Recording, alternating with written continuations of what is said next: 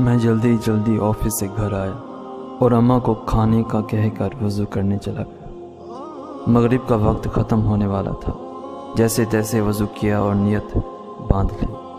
دوران نماز بار بار اپنے گیلے چہرے کو اپنی کھلی آستینوں سے صاف کرتا رہتا۔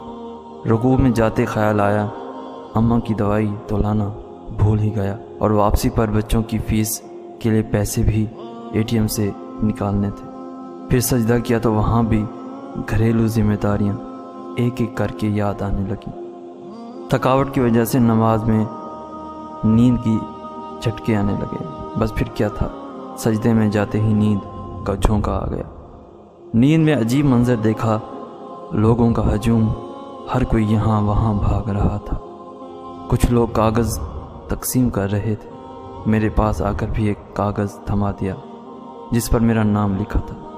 پوچھنے پر بتایا گیا یہ تمہارا اعمال نامہ ہے، اب جا کر وہاں سامنے جمع کروا دو جہاں باقی سب جمع کروا رہے ہیں۔ پھر نام پکارا جائے گا فیصلے کے لیے۔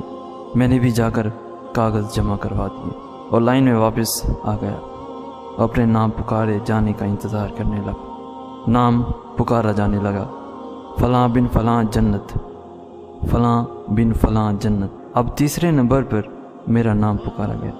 میرے پاؤں کے نیچے سے زمین نکل گئی۔ یا اللہ اب کیا بنے گا؟ ساتھ ہی فیصلہ بھی سنا دیا گیا، جہنم۔ مجھے اپنے کانوں پر یقین نہیں آ رہا تھا۔ 2 قد آور لوگ آئے اور مجھے گھسیٹنے لگے۔ میں پکارنے لگا، رکو رکو، شاید یہ کسی اور کا نام ہوگا، میرا تو جنت والوں میں نام آنا تھا۔ مگر مجھے غصے سے خاموش کروا دیا گیا۔ ہمارے ہاں فیصلے میں غلطی کا امکان ہی نہیں۔ مجھے جہنم کی طرف گھسیٹا جا رہا تھا اور میں مدد کی بھیک مانگتا جاتا۔ نہ میں جھوٹ بولتا تھا، نہ دھوکہ فریب دیتا، نہ شراب اور زنا جیسے کام میں ملوث تھا۔ پھر جہنم کیوں؟ مگر کوئی سننے کو تیار نہیں تھا۔ جہنم کی گرمی مجھے محسوس ہونے لگی۔ اندھیرے گھڑے میں مجھے پھینکنے کو تیار کھڑے تھے۔ مجھے اچانک اپنی نماز کا خیال آیا۔ نماز کہاں ہو تم؟ نماز بھی خاموش، نماز بھی خاموش۔ جہنم کی آگ کے شعلے مجھ سے لپٹنے کو بے چین ہو رہے تھے اور مجھے جہنم میں دھکا دے دیا گیا۔ مجھے جیسے ہی دھکا دیا، ایک سفید بزرگ نے فوراً میرا ہاتھ تھام لیا اور مجھے جہنم سے باہر کھینچتے ہوئے باہر نکالا۔ میں ڈر سے کانپ رہا تھا۔ پوچھنے لگا، آپ کون ہیں اور مجھے کیوں بچایا؟ کہنے لگے، میں تمہاری نماز ہوں۔ میں غصے سے چلایا، اب آ رہے ہو جب میں جہنم میں ڈالنے جا رہا تھا؟ اگر عین وقت پر تم نہ آتے تو میں تو چلا گیا تھا جہنم میں، پہلے نہیں آ سکتے تھے تم۔ بزرگ کہنے لگے، جیسے تم مجھے تاخیر سے پڑھتے تھے، کبھی وقت پر نہیں پڑھا، ویسے ہی میں بھی تاخیر سے آیا ہوں۔ کبھی تم نے مجھے وقت پر پڑھا ہی نہیں تو میں وقت پر کیسے آتا؟ میری اکھڑی سانس اب قدرے بحال ہونے لگی۔ میری ماں نے آ کر مجھے سجدے میں ہلایا تو میری آنکھ کھلی۔